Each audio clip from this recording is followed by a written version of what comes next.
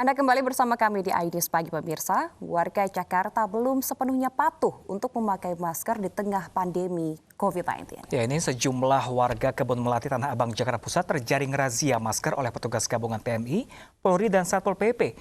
Petugas pun terpaksa memberikan sanksi bagi warga yang melanggar.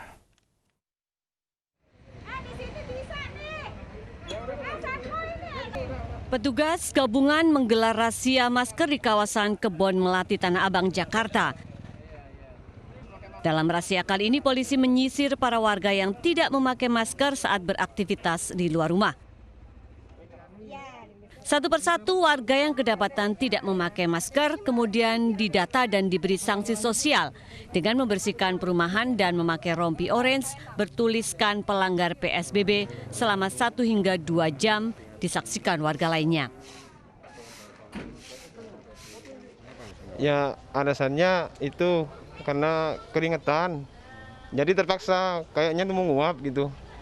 Jadi meskipun ada saya nggak tahu. Ya jadinya ini.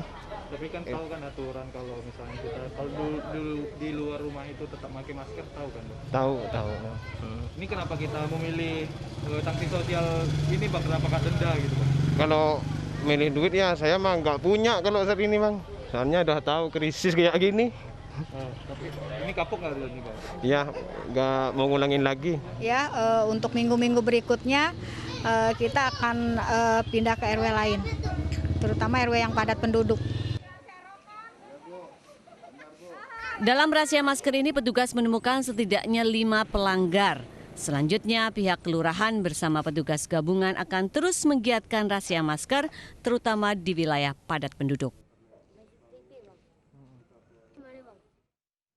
Pemirsa, tidak hanya di ibu kota DKI Jakarta, sejumlah anggota polisi di Blitar, Jawa Timur juga terjaring razia masker. Mereka dihukum dijatuhi sanksi push up.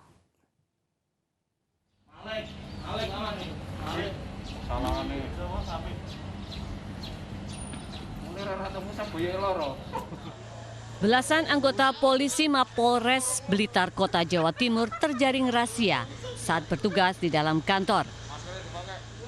Mereka diberikan hukuman push up karena tidak memakai masker. Hukuman ini merupakan salah satu bentuk penegakan disiplin bagi anggota polisi di Mapolres Blitar Kota yang tidak menerapkan protokol kesehatan COVID-19 dengan baik.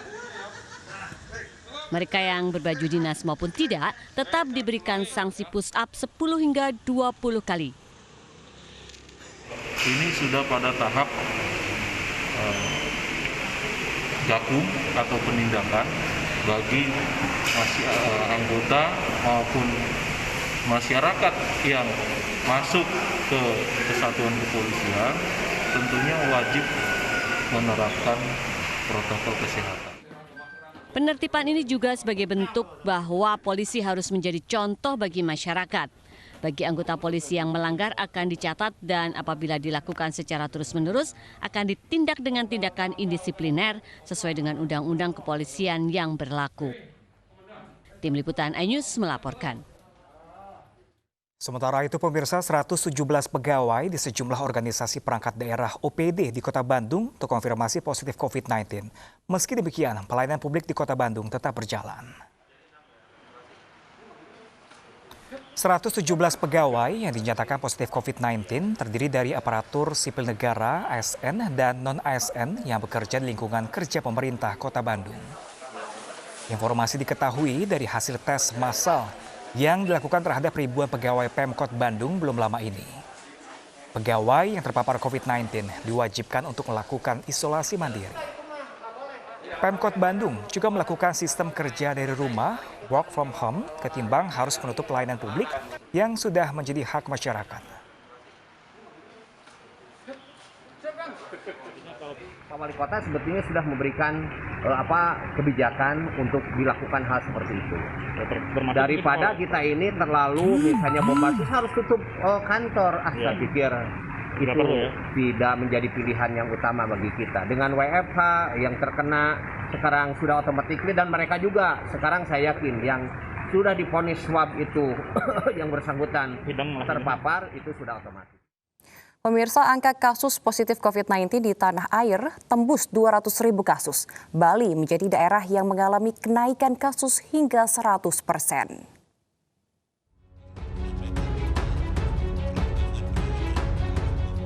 Kasus COVID-19 tanah air telah menembus angka 200.000 kasus setelah bertambah 3.046 kasus Selasa kemarin. Satgas Penanganan COVID-19 Wiko Adi Sasminto mencatat kasus positif bertambah 18,6% dalam seminggu terakhir. Sementara angka sembuh menurun 13,64% dan angka meninggal meningkat 3%. Mereka pun mencatat Bali mengalami kenaikan kasus mencapai 100%.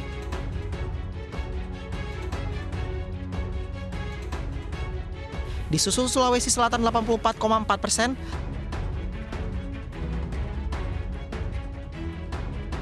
lalu Riau 68,5%,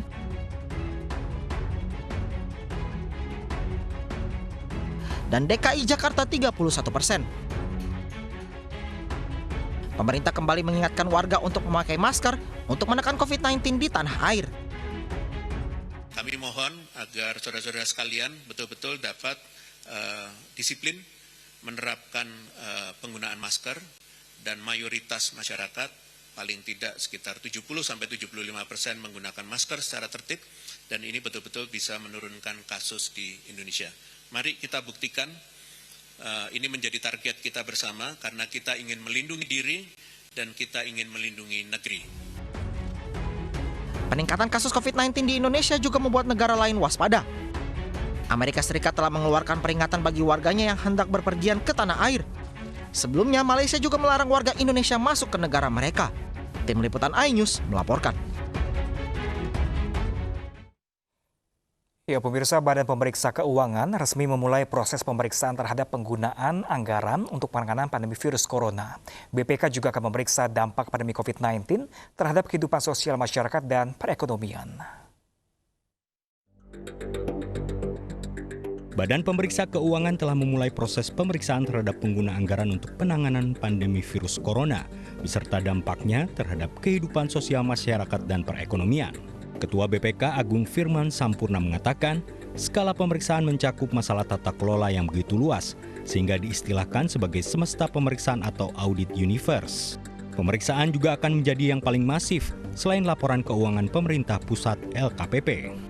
Agung mengatakan, BPK memahami sikap pemerintah yang cepat menerbitkan berbagai kebijakan untuk merespon pandemi virus corona, mulai dari menetapkan kondisi kedaruratan yang diikuti dengan pembentukan gugus tugas, hingga menerbitkan Perpu nomor 1 tahun 2020 yang menjadi Undang-Undang nomor 2 2020.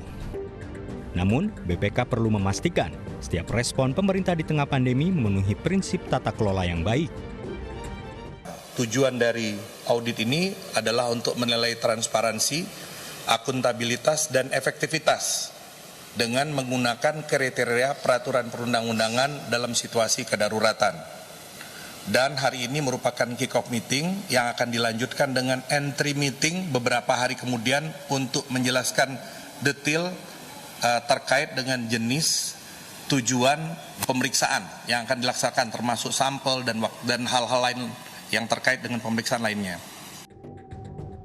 Berbeda dengan audit BPK umumnya, audit kali ini hanya memeriksa entitas atau suatu program tertentu. Pemeriksaan atas pengelolaan dan tanggung jawab keuangan negara dalam pandemi virus corona mencakup semua kementerian, lembaga yang terlibat dalam Komite Penanganan COVID-19 dan Pemulihan Ekonomi Nasional. Dari Jakarta, Tim Liputan iNews melaporkan. Presiden Joko Widodo mendukung penuh langkah Badan Pemeriksaan Keuangan untuk mengaudit anggaran penanganan COVID-19. Presiden juga berharap auditor BPK mempunyai frekuensi yang sama dengan pemerintah dalam memandang persoalan pandemi. Setiap pemeriksa mempunyai frekuensi yang sama untuk keutamaan kepentingan masyarakat, kepentingan bangsa, dan kepentingan negara. Semua itu saya tegaskan kembali berulang-ulang untuk menyamakan frekuensi bahwa kita memang dalam kondisi krisis. Pemerintah harus mengganti channel kerja dari channel yang biasa-biasa menjadi channel yang luar biasa. Sementara itu, pemerintah memperpanjang sejumlah program bantuan sosial hingga tahun 2021. Ya, pemerintah menganggarkan 356 triliun rupiah untuk program pemulihan ekonomi lanjutan. Pemerintah memastikan akan melanjutkan beberapa program bantuan sosial hingga tahun 2021 demi menjaga proses pemulihan ekonomi nasional. Menko Perekonomian Airlangga Hartarto menjelaskan, pemerintah akan tetap fokus dalam pengendalian pandemi COVID-19. Airlangga menyebut pemerintah akan tetap menjaga upaya pemulihan ekonomi melalui perbaikan daya beli masyarakat.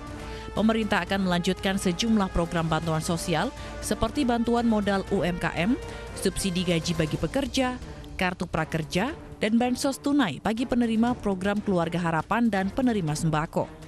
Juga terkait dengan Sinovac yang juga menyiapkan 290 juta dan juga yang dari G42 itu menyiapkan 30 juta di tahun ini. Dan pemerintah sudah menyiapkan dana untuk tahun ini sebesar 3,8 triliun dan tahun depan secara multi-year ada 37 triliun. Tahun 2021, pemerintah menganggarkan sekitar 356 triliun rupiah untuk program pemulihan ekonomi lanjutan. Sekitar 37 triliun juga akan dianggarkan untuk pengadaan vaksin corona. Dari Jakarta, Raharjo Patmo, iNews melaporkan. Bupati Lebak Banten Iti Oktavia Jayabaya marah saat sidang paripurna DPRD Lebak Banten. Informasi selengkapnya sesaat lagi, tetaplah bersama kami.